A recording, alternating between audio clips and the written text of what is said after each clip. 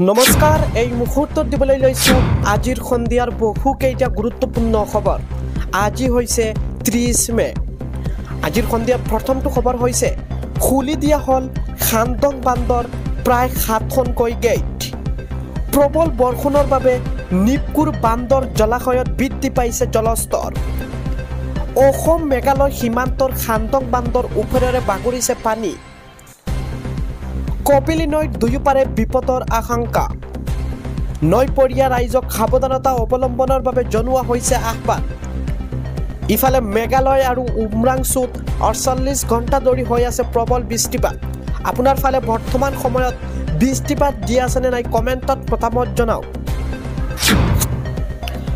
সন্ধিয়াৰ পৰৱৰ্তী খবৰটো হৈছে এতিয়াৰ পৰা ইনকাম চাৰ্টিফিকেট বিচাৰি হাবাথুৰি খোৱাৰ প্ৰয়োজন নাই। আয়ৰ প্ৰমাণ পত্ৰ নাথাকিলে গ্ৰহণ কৰা হ'ব ৰেচন কাৰ্ড। ৰেচন কাৰ্ড থাকিলেও কৰিব পাৰিব আবেদন। যদি ৰেচন কাৰ্ড নাথাকে তেতিয়া আয়ৰ প্ৰমাণ পত্ৰ কৰা হ'ব গ্ৰহণ। বিনামূলীয়া নামভৰ্তিৰ বাবে চৰকাৰৰ বৃহৎ পদক্ষেপ। শিক্ষা বিভাগে জাৰি কৰিলে জৰুৰী নিৰ্দেশনা। আজিৰ সন্ধিয়াৰ পৰৱৰ্তী খবৰটো হৈছে গুৱাহাটী মহানগৰীত হাহাকাৰ পৰিস্থিতি। ভয়ংকৰ পৰিস্থিতিৰ সন্মুখীন হৈছে মহানগৰবাসী। বিশেষকৈ মুকলি কৰি দিয়া হৈছে হেল্পলাইন নম্বৰ।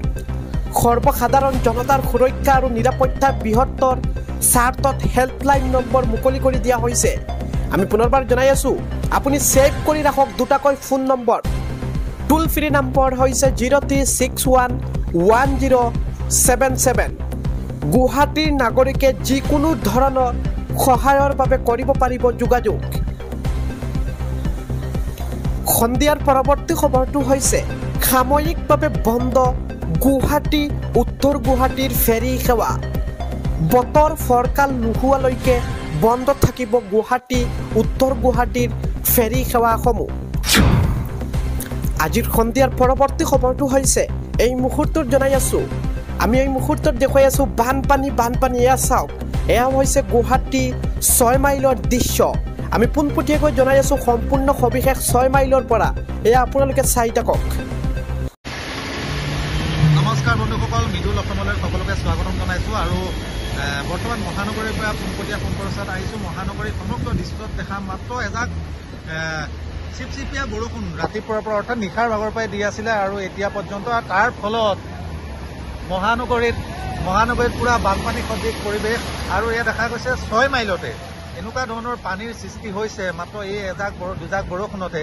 এনেকৈ হ'লে ভৱিষ্যত কি হ'ব তাক লৈ পেলাই সকলো ৰাইজে প্ৰশ্ন কৰিছে। আৰু দেখা গৈছে স্কুলীয়া ছাত্ৰ ছাত্ৰীসকল কিদৰে বহুত কষ্টৰ মাজত পাৰ হ'ব লগা হৈছে। বহুত ছাত্ৰ ছাত্ৰী আহি পেলাই ডিভাইডাৰত আহি পেলাই ফচি আছে। ইফালেও যাব নোৱাৰা হৈছে, ইফালেও যাব নোৱাৰা হৈছে, যিহেতু দুই কাষে পানী প্ৰচণ্ড।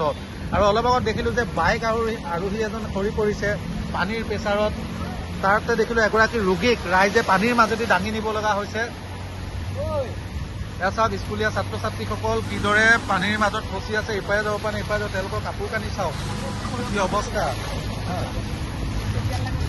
আৰু ৰাস্তাৰ কাষত যিবিলাক ফুটপাথ আছে, ফুটপাথবিলাকতো সম্পূৰ্ণ গাঁত, নলা পুৰা গাঁত হৈ আছে। মানুহ ভালদৰে সুৰক্ষিতভাৱে পাৰ হ'ব পৰা নাই, নিশ্চিন্ত মানে ফুটপাথত খোজকাঢ়ি পাৰ হ'ব পৰা নাই। এই দৃশ্যটো চাওক 6 মাইলত। এয়া ছাত্ৰ ছাত্ৰীসকলে কিদৰে জ্বলা কোলা খাইছে অন্ততঃ বানপানীৰ ফলত। তাত বাইক আৰোহী এনে কিমান কষ্টৰ মাজত এইদৰে বাইক ঠেলি ঠেলি আহিব লগা হৈছে।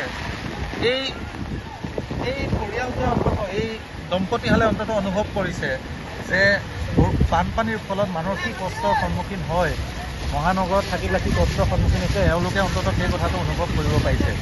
চাওক ইমান মানুহে গাড়ী লৈ পেলাই ফচি আছে, ইপাৰে যাব পৰা নাই, ইপাৰে যাব পৰা নাই। সম্পূৰ্ণ অচল অৱস্থা একেবাৰে। ইয়াত বাইক লৈ গ'লে সম্পূৰ্ণ পৰাটো খাটাং। এয়া চাওক কিদৰে ঠেলি পেলাই, চাওক মটৰ চাইকেল ল'লে ঠেলি যাব লগা হৈছে।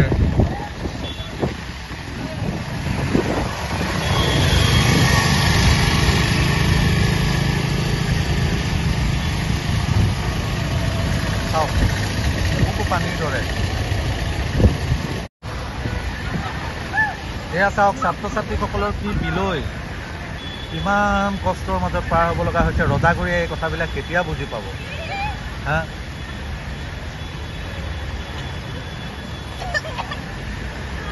কিমান গেলা পানী কিমান নলা নৰ্দমা উঠি আহিছে তাৰ ফলত তাৰ মাজেদি ছাত্ৰ ছাত্ৰীসকল পাৰ হ'ব লগা হৈছে এই মহানগৰী